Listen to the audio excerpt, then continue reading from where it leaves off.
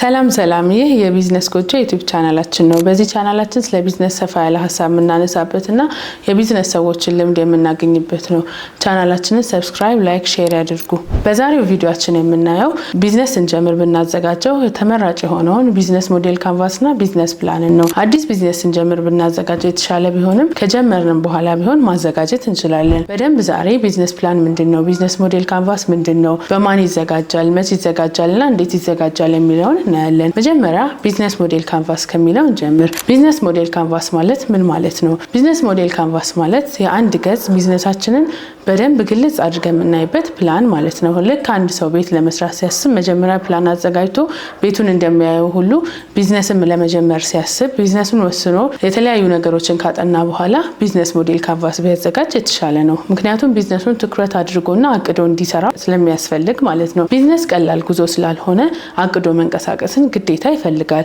ስለዚህ በቢዝነስ ሞዴል ካንቫሳችን መጀመሪያ ትኩረት አድርገን ቢዝነሱ ላይ ምን ማድረግ አለብን፣ ከስተመርን እንዴት ማግኘት እንችላለን የሚለውን አጠቃላይ ሁኔታ በአንድ ገጽ ግልጽ አድርገን በቢዝነስ ሞዴል ካንቫስ ማስቀመጥ እንችላለን ማለት ነው። የቢዝነስ ሞዴል ካንቫስ ሌላ ስሙ የአንድ ገጽ ቢዝነስ ፕላን ይባላል። ቢዝነስ ሞዴል ካንቫስ በውስጡ 9 ክፍሎች አሉት። ይህንንም ክፍል ቀለል አድርገን ለማየት አንድ የቢዝነስ አይዲያ እንደ ምሳሌ እንውሰድ። ለምሳሌ አንድ ኮፊ ሾፕ ለመክፈት ያሰበ ሰው ቢዝነስ ሞዴል ካንቫስን እንዴት ያዘጋጃል፣ በውስጡ ያሉትን ክፍሎች ምን እያለ ያዘጋጃል የሚለውን በዚህ ኤግዛምፕል እኔ የመጀመሪያው ቢዝነስ ሞዴል ካንቫስ ስናዘጋጅ ካሉት ክፍሎች የመጀመሪያው ክፍል ከስተመር ሴግመንት ነው። ይህ ማለት ደግሞ ከስተመሮቻችን እነማን ናቸው ማለት ነው። ስለዚህ አንድ ኮፊ ሾፕ ሊከፍት ያሰበ ሰው ከስተመሩ ማን ሊሆን እንደሚችል ያስባል። ለምሳሌ ህፃናት እንዳልሆኑ እርግጥ ነው። ስለዚህ በእድሜ፣ በስራ፣ በጾታ ሊከፋፍላቸው ይችላል። በብዛት ለኮፊ ሾፕ ደንበኛ ሊሆኑ የሚችሉ ሰዎች ወጣቶችና ጎልማሳ የሆኑ ሰዎች፣ ስራ ላይ የሚውሉ ሰዎች ሊሆኑ ይችላሉ ማለት ነው። ስለዚህ ከስተመር ሴግመንቱን መጀመሪያ መለየት አለበት ማለት ነው። ስለዚህ በዛ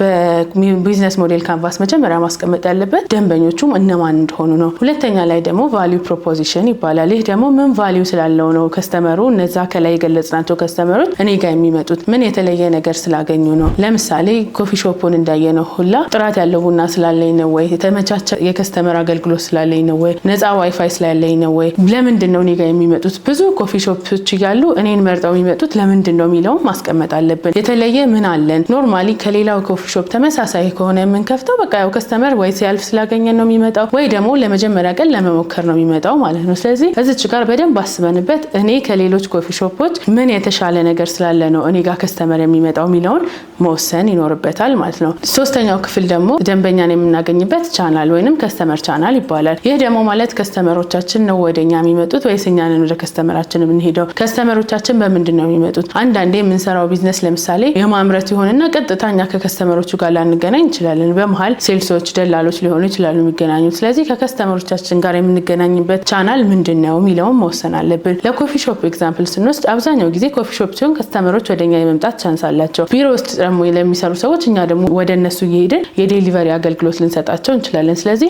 ከስተመሮቻችንን በምን መንገድ ነው የምናገኛቸው? እኛንን ወደ እነሱ የምንሄደው፣ እነሱ ነው ወደኛ የሚመጡት? ሌሎችስ በዴሊቨሪ ከሆነ በመኪና ነው ወይ በምንድን ነው ዴሊቨሪ የምናደርገው የሚለውን ከስተመሮቻችን የምናገኝበትን ቻናል መግለጽ አለብን ማለት ነው። አራተኛው ደግሞ ከስተመር ሪሌሽንሺፕ ነው። ቅድም እንዳልነው ቀጥታ ከከስተመሮች ጋር ላንገናኝ እንችላለን። አንዳንዴ ቢዝነስ ቱ ቢዝነስ የሆኑ ቢዝነሶችን ልንከፍት እንችላለን። ለምሳሌ እኛ የጽዳት አገልግሎት እንከፍትና ጽዳት አገልግሎት የምንሰጠው ለባንኮች፣ ለህንፃዎች፣ ለድርጅቶች ሲሆን እንዲህ አይነት ሪሌሽንሺፖች ምን ይባላሉ?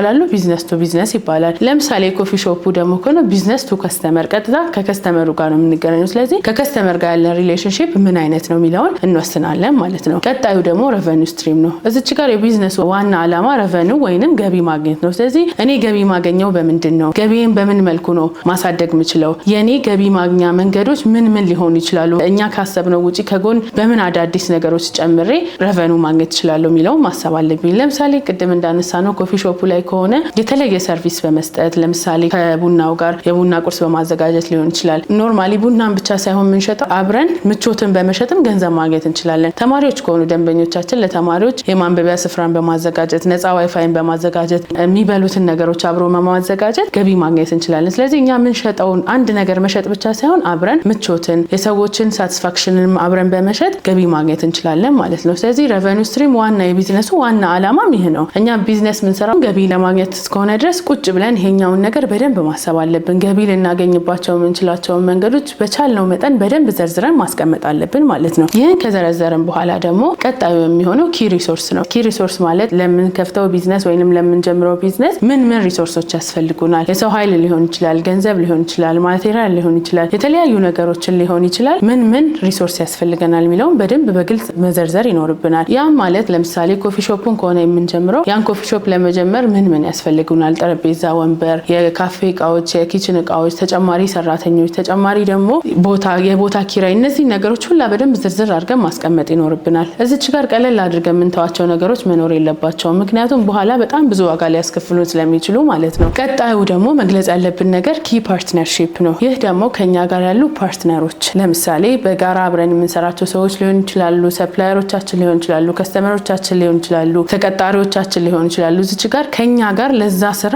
ማን ኢንቮልቭ ያደርጋል፣ ማን እዛ ስራ ላይ ሊሳተፍ ይችላል የሚለውን በደንብ መዘርዘር አለብን። ለኮፊ ሾፕ ከሆነ ለምሳሌ ከስተመሮቻችን ሊሆን ይችላሉ፣ እቃ አቅራቢዎቻችን ሊሆን ይችላሉ፣ ሰራተኞቻችን ሊሆን ይችላሉ።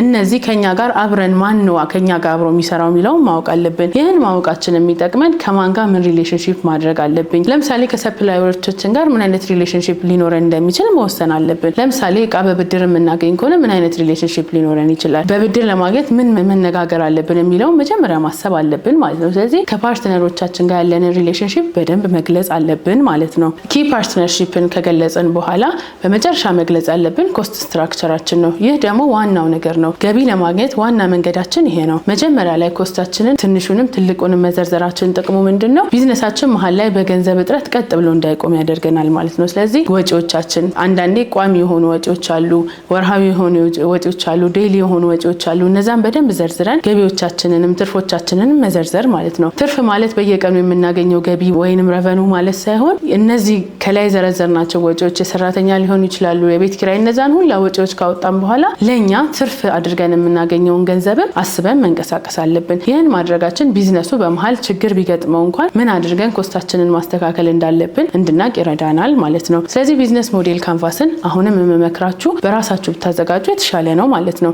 ለምን መሰላችሁ? ቢዝነሱን የምንሰራው እኛ ራሳችን እንጂ ሌላ ሰው አይደለም። ብዙ ጊዜ ቢዝነስ ሞዴል ካንቫስን የሚሆን ቢዝነስ ፕላንን ስናዘጋጅ በባለሙያ እንድናዘጋጅ ሰዎች ይነግሩንና በባለሙያ እናዘጋጃለን። ነገር ግን በባለሙያ ካዘጋጀን በኋላ ባለሙያው በባለሙያ ሌቭል አድርጎ ያዘጋጅልንና እኛ አንዴ ካየነው በኋላ እንደ ዶክመንት ነው የምናስቀምጠው። ምክንያቱም እኛ ኢንቮልቭ አላደረግንበትም። እኛ ይሄን እንችላለን አንችልም አቅማችንን አይተን ስላልወሰንን በቃ ቁጭ ነው የምናደርገው። ስለዚህ ቢዝነሱ ሲጀመር ቢዝነስ ሞዴል ካንቫሱን ብናዘጋጅ የሚመረጠው እኛ ነን። የተለያዩ ነገሮችን ሪፈር ማድረግ እንችላለን። ከጎግል ሊሆን ይችላል፣ ከዚህ በፊት የተሰሩ ቢዝነስ ሞዴል ካንቫሶችን በማየት ሰዎችን በመጠየቅ አንዳንዴ ደግሞ ባለሙያንን በማማከር ሊሆን ይችላል። ባለሙያንም አማክረን ስንሰራ ግን በጣም ኢንቮልቭ አድርገን ከባለሙያው ጋር እየተመካከርን ይሄን ማለትህ ምን ማለት ነው፣ ይሄን በማድረጌ ምን አገኛለሁ፣ ምን ጥቅም አለው፣ ይሄ ምንድነው የሚለውን በደንብ ዘርዝረን ቢዝነስ ሞዴል ካንቫሱን ከቻለን ራሳችን ማዘጋጀት፣ ካልቻለን ግን ባለሙያም ካዘጋጀው ከባለሙያው ጋር በደንብ ኢንቮልቭ አድርገን ማዘጋጀት አለብን። ቀጣይ ደግሞ ሰፋ አድርገን እስኪ ስለ ቢዝነስ ፕላን እኔ ቢዝነስ ፕላን ምንድነው? ቢዝነስ ፕላን ማለት ስለ ቢዝነሳችን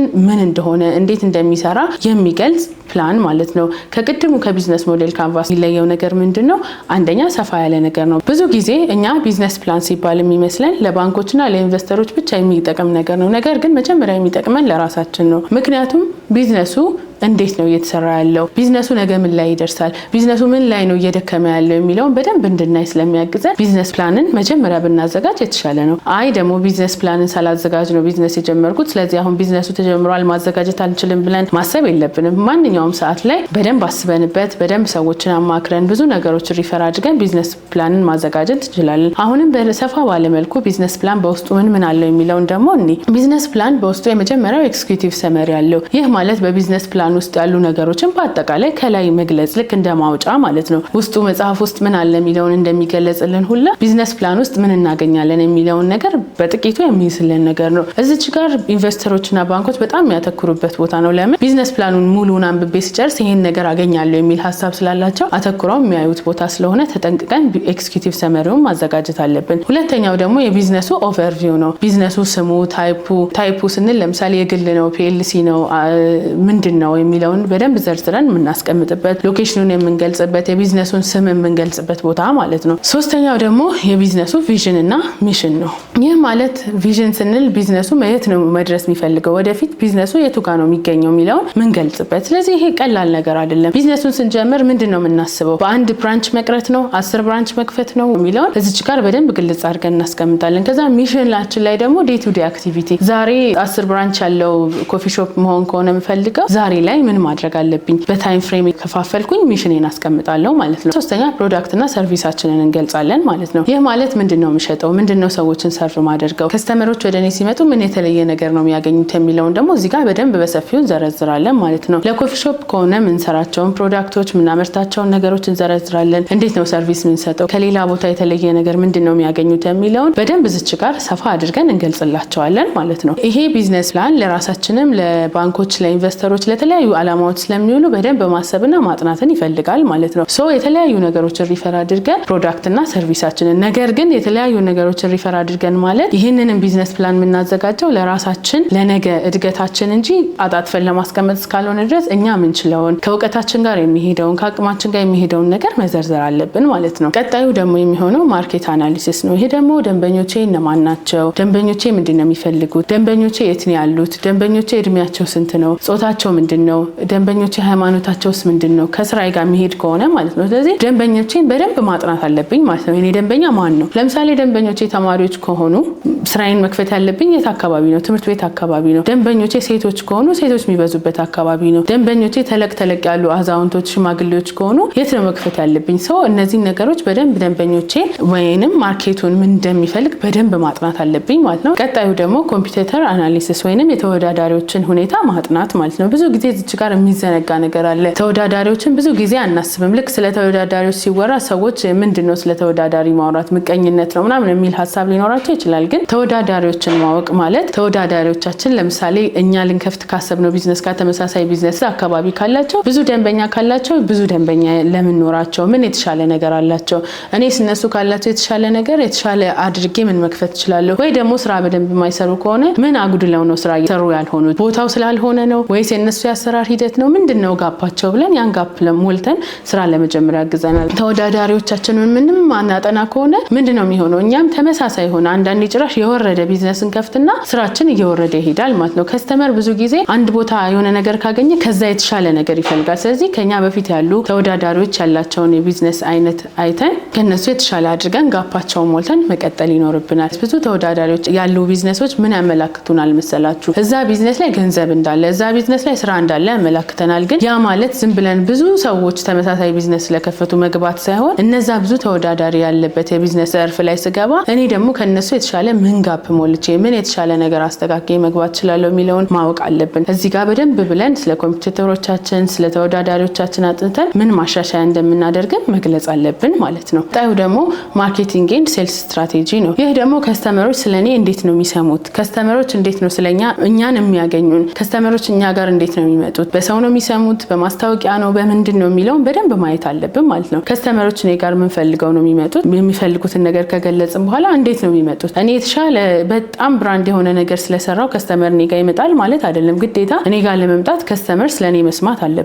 ከስተመሮቼ እንዴት ነው ስለኔ የሚሰሙት፣ እንዴት ነው የሚሸጥላቸው የሚለውን በደንብ በዝርዝር በጣም ዋና ቁልፍ ነው። ብዙ ጊዜ ነገሮች ተመርተው ጥራት ያላቸው ነገሮች ተመርተው ሳይሸጡ የሚቀሩት ከስተመሮቻችን ስለኛ ካለመስማት፣ የሴልስ ስትራቴጂያችን የማርኬቲንግ ስትራቴጂያችን በጣም ዝቅተኛ ስለሆነ ከስተመሮች እኛ ጋር መምጣት አይችሉም። ይህንን በደንብ በሰፊው በሌላ ቪዲዮ ደግሞ እናየዋለን። ማርኬቲንግ ኤንድ ሴልስ ስትራቴጂን ማለት ነው። ቀጣይ ኦፕሬሽን ፕላን። ይህ ማለት ደግሞ ኦፕሬሽን ፕላን ማለት ዴይ ቱ ዴይ አክቲቪቲያችን ምንድን ነው የምንሰራው፣ በምን መልኩ ነው የምንሰራው፣ ጠዋት ስንት ሰዓት ነው የምንከፍተው፣ ማታ ስንት ሰዓት ነው የምንዘጋው፣ ስንት ሰራተኛ ነው ያለን፣ እንዴት ነው ማኔጅ የምናደርጋቸው የሚለውን ኦፕሬሽን ፕላን ነው። ሴልስ እና ማርኬቲንግ ከስተመር እኛ ጋር ካመጣልን በኋላ እኛ ጋር ከስተመር የሚቆየው ኦፕሬሽናችንን አይቶ ነው ማለት ነው። ለምሳሌ አንዳንዴ ምግብ ቤቶች ላይ ሪቪው ተደርገው በጣም ብዙ ደንበኞች ይመጡና አንድ ሰሙን በጣም ሰልፍ ሆኖ በጣም ብዙ ሰዎች በዝተው እናያለን። ከዛ ከትንሽ ጊዜ በኋላ ቤቱ ባዶ ይሆናል። ያ ምንድነው? ማርኬቲንግ እና ሴልስ ስትራቴጂያቸው ጥሩ ነው፣ ግን ኦፕሬሽናቸው ጥሩ አይደለም ማለት ነው። ያ ማለት ሰዎች ሲመጡ የሚፈልጉትን አገልግሎት አላገኙም። እንዴት ነው ኦፕሬት የምናደርገው? የምንችለውን በአቅም ስናስተዋውቅ ራሱ ከአቅማችን በላይ ከስተመር ቢመጣ እንዴት ነው የምናደርገው የሚለውን ማሰብ አለብን። ስለዚህ እዚች ጋር ኦፕሬሽን ፕላን በጣም አስፈላጊ ነው። በሴልስ እና በማርኬቲንግ ያገኘነውን ደንበኛ እኛ ጋር የምናቆይበት ዘዴ እስከሆነ ድረስ በምንችለው መልኩ ኦፕሬት ማድረግ አለብን ማለት ነው። ሶ የዚህን ፕላን በደንብ ማስቀመጥ ይጠበቅብናል። ቀጣይ ደግሞ ማኔጅመንት ፕላናችንን፣ ይህ ማለት በአጠቃላይ ስራው ላይ ያሉ ሰዎችን እንዴት ነው ማኔጅ የምናደርጋቸው፣ ማን ምን ይሰራል የሚለውን በደንብ በማኔጅመንት ፕላናችን ደግሞ ይህን ማስቀመጥ ይጠበቅብናል ማለት ነው። ቀጣይ ደግሞ ፋይናንሻል ፕላን ነው። ይህም በደንብ አተኩረን ልንሰራበት የሚገባ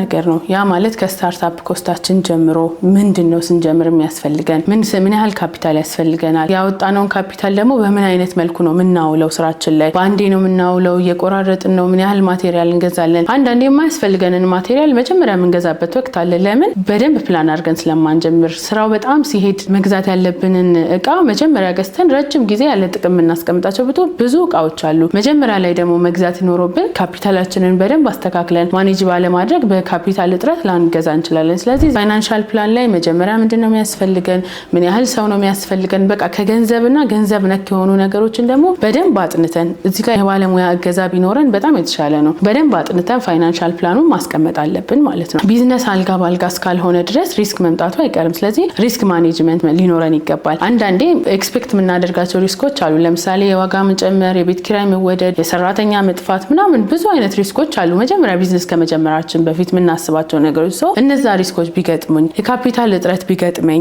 የሰራተኛ እጥረት ቢገጥመኝ ምንድነው ማደርገው፣ የእውቀት ችግር ቢገጥመኝ፣ የተለያዩ ሪስኮችን ከዘረዘርን በኋላ ለነዛ ሪስኮች ሶሉሽን ማስቀመጥ አለብን። እዚህ ጋር ባንኮችና ኢንቨስተሮች በጣም የሚያተኩሩበት ቦታ ነው። ምክንያቱም ኢንቨስተሮችና ባንኮች በቀላሉ ገንዘብ አይሰጡንም። ቢዝነስ ሪስክ እንዳለውም እስከሚያውቁ ድረስ ኢስቲሜት ለሚደረጉ ሪስኮች ምንድነው ሶሉሽን ብለው ያስቀመጧቸው የሚለውን በደንብ አተኩረው ያዩታል ማለት ነው። ሶ እዚች ጋር በደንብ ተጠንቅቀን ምን ሪስክ ሊኖር ይችላል፣ ለዛ ሪስክ እኔ በአቅሜ ምን ማድረግ እችላለሁ የሚለውን አይተን ማስቀመጥ ይጠበቅብናል ማለት ነው። ስለዚህ ቢዝነስ ፕላን በውስጡ የተለያዩ ክፍሎች አሉ ብለን 10 ክፍሎችን አይተናል። አንዳንዶች 11 ክፍሎች አሏቸው ይላሉ፣ 9 ክፍሎች አሏቸው ይላሉ። ከላይ ያየናቸው ዋና ዋና ክፍሎቹን ነው። ቢዝነስ ፕላንን ብናዘጋጅ ልክ እንደ ቢዝነስ ሞዴል ካንቫስ ራሳችን ብናዘጋጅ ይሻላል። ምክንያቱም ይሄንንም ቢዝነሱን ራን የምናደርገው እኛ ነን። ነገር ግን ቢዝነስ ፕላን ላይ ትንሽ እውቀት ያላቸውን ሰዎች ወይ ደግሞ ባለሙያዎችን ብናማከር የተሻለ ነው። ሶ ቢዝነስ ፕላንንና ቢዝነስ ሞዴል ካንቫስን ብቻ ማዘጋጀት ደግሞ ሰክሰስፉል ያደርጋል እያልን አይደለም፣ ግን ሰክሰስፉል እንድንሆን ያግዘናል። በእቅድ የተነሳነው ነገር ቢያንስ እቅዳችን እንኳን ባይሳካ በየት መልኩ ማስተካከል አለብን የሚለውን ነገር እንድናስብ ያደርገናል። ይህንና መሰል የቢዝነስ ሀሳቦችን እንዲያገኙ ቻናላችንን ሰብስክራይብ ያድርጉ። ቢዝነስ ፕላኑን ሲያዘጋጁ የምክር አገልግሎት ከፈለጉ ወደኛ ይምጡ። ቲም ቢዝነስ ኮንሰልቲንጎች ነን።